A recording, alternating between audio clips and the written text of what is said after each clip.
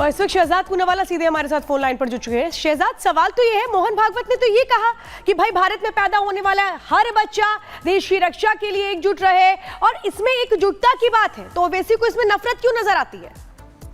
देखिए, क्योंकि जब भारतीयों को एक होने के लिए कहा जा रहा है, जो united we stand divided we fall हमेशा हम बात रखते थे, तो ओवैसी साहब भड़काऊ भाईजान कमेटी के प्रमुख सदस्य है, और इसीलिए कभी समाजवादी पार्टी की नेत्री बोलती है वोट दिया तब वो आपत्ति नहीं करते। जब कोई नेता बोलता है कि हमारी आबादी बढ़ जाएगी और योगी को हटा देंगे तब वो कुछ नहीं बोलते। जब कमलनाथ और बाकी सिद्धू जैसे लोग बोलते हैं मुस्लिम एकमुश्त होकर वोट दो तब वो कुछ नहीं बोलते। और जैसे ही बोला जाता है भारतीय या हिंदू समाज एक हो जाए, तो जो वोट को डिवाइड एंड रूल की पॉलिटिक्स पर हिंदुओं को डिवाइड करो और वोट बैंक को एक करो वाली नीति पर चलते हैं, वो लगातार जो इसका विरोध कर रहे हैं। और इस पूरी श्रृंखला में आप देखिए, उद्धव सेना हो, ओवैसी हो या कांग्रेस हो, तीनों एक ही स्वर में बोल रहे हैं। इसका मतलब ये तीनों ही भड़काऊ भाईजान कमेटी के सदस्य है। ये चाहते हैं भारत बटे, और भारत बटेगा और कटेगा तो किसको फायदा होगा? वो देश के बाहर के दुश्मन है, तो चाहते देश के दुश्मनों का फायदा हो। नहीं, लेकिन शहजाद, यहाँ तो वो ये कह रहे हैं कि देश को बाहरी ताकतों से नहीं बल्कि बीजेपी और संघ से बहुत खतरा है। यहाँ तो वो हिंदू मुस्लिम दोनों की बात कर रहे हैं, और उल्टा वो आपके लिए कह रहे हैं कि आप लोगों से खतरा है। उनको बोलो, उनकी पार्टी का नाम है ऑल इंडिया इत्तेहादुल मजलिस इत्तेहादुल मुस्लिमीन। उनको तो पहले पार्टी के नाम में हिंदू डाल दे, फिर दूसरों को सिखाते रहे हिंदू मुस्लिम जो भी है। पहले अपनी पार्टी के नाम में मुस्लिमीन हटा के भारतीय डाल दो, तब जब उपदेश दें। जिनकी पार्टी के नाम में मुस्लिमीन है, एक्सक्लूसिव ओनली मुस्लिम पार्टी है, और वो मुस्लिम भी पूरे सारे मुस्लिम नहीं है, पसमानदा को नहीं मानते। हमारे जैसे 85% को तो मानते नहीं है, 10% की पार्टी है।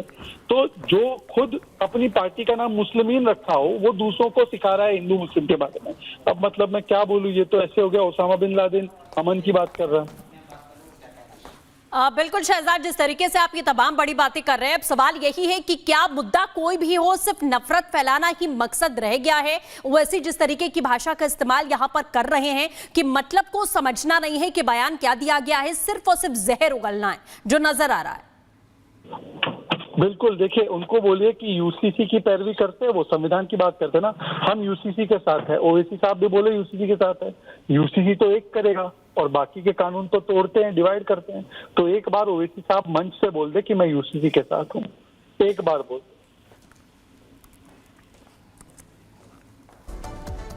तो अभी आपने सुना, साफ तौर पे यही एक बहुत अहम सवाल है कि क्या सिर्फ मकसद ये है कि नफरत फैला दी जाए, क्या मौका ढूंढा जाता है ओवैसी की ओर से कि एक बयान दे मोहन भागवत और उसके बाद उस पर बवाल मचा दिया जाए? क्योंकि ये पहली मर्तबा नहीं है, इसके पहले भी जब भी संघ प्रमुख ने हिंदू सबकी एकजुटता की बात की है, तो उसमें अगर जहर उगलने का काम किसी ने किया है तो वो है ओवैसी।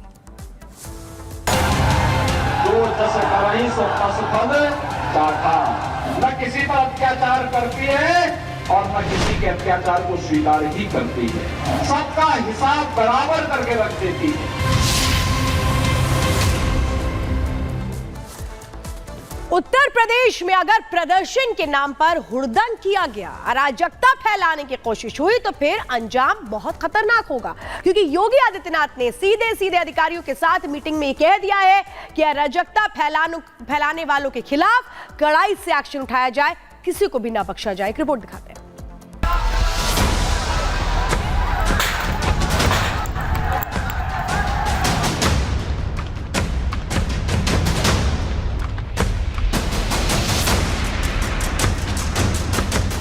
उपद्रवियों को सीएम योगी आदित्यनाथ की सीधी चेतावनी। प्रदर्शन के नाम पर अराजकता नहीं होगी बर्दाश्त। यूपी में करोगे हुड़दंग तो पुलिस का चलेगा राजदंड। उत्तर प्रदेश के मुख्यमंत्री योगी आदित्यनाथ ने एक बार फिर अराजकता फैलाने वालों को कड़ी चेतावनी दे दी है। अभी हाल ही में सहारनपुर से लेकर गाजियाबाद में प्रदर्शन के दौरान भीड़ में शामिल कुछ लोगों ने हंगामा करने की कोशिश की थी। माना जा रहा है कि योगी ने ऐसे ही प्रदर्शनकारियों को कानून के दायरे में रहने की नसीहत दे दी है। सीएम योगी आदित्यनाथ ने पुलिस और प्रशासन के अफसरों के साथ हुई एक मीटिंग में अपने तेवर दिखाए हैं। लखनऊ में हुई इस मीटिंग में योगी आदित्यनाथ ने कहा कि किसी भी धर्म से जुड़े देवी देवता, महापुरुषों, संतों के खिलाफ अपमानजनक टिप्पणी अस्वीकार्य है, लेकिन इसके विरोध के नाम पर अराजकता भी बर्दाश्त नहीं की जाएगी। महापुरुषों के लिए प्रत्येक नागरिक के मन में कृतज्ञता का भाव होना चाहिए, लेकिन इसे किसी पर जबरन थोपा नहीं जा सकता।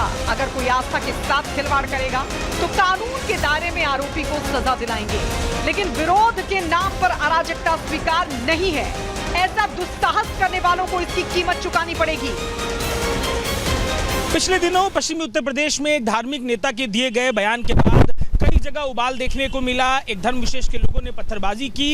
इन सब मामलों को लेते हुए मुख्यमंत्री योगी आदित्यनाथ ने उत्तर प्रदेश के अधिकारियों को सख्त निर्देश दिए हैं कि किसी भी धर्म के देवी देवता, किसी भी धर्म के महापुरुष, किसी भी धर्म के तमाम महत्वपूर्ण लोगों को लेकर की गई टीका टिप्पणी बिल्कुल स्वीकार नहीं की जाएगी और ऐसे लोग जो ये काम करते हैं उनके ऊपर सख्त से सख्त एक्शन लिया जाएगा।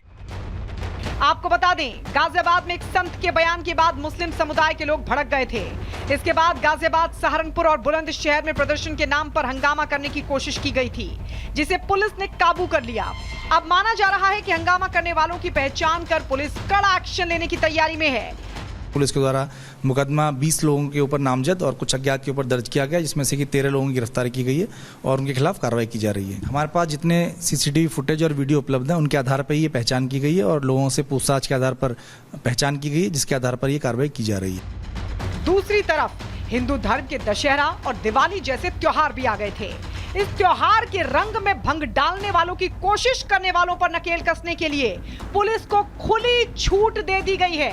ये पहला मौका नहीं है जब योगी ने अराजकता फैलाने वालों को खुली चेतावनी दी हो।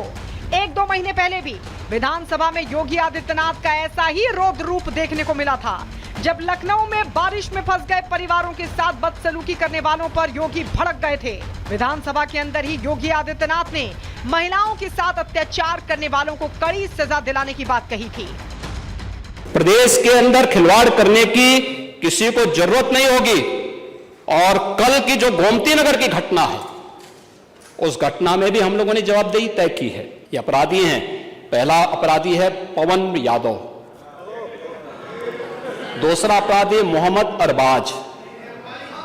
ये सद्भावना वाले लोग हैं, यानी सद्भावना। अब इनके लिए सद्भावना ट्रेन चलाएंगे, इनके लिए बुलेट ट्रेन चलेगी, चिंता मत करो।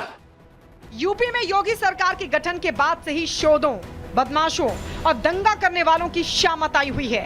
अराजक तत्वों के खिलाफ योगी सरकार की जीरो टॉलरेंस की पॉलिसी का असर जमीन पर आम लोगों को दिखता है। Bureau report, Republic Bharat.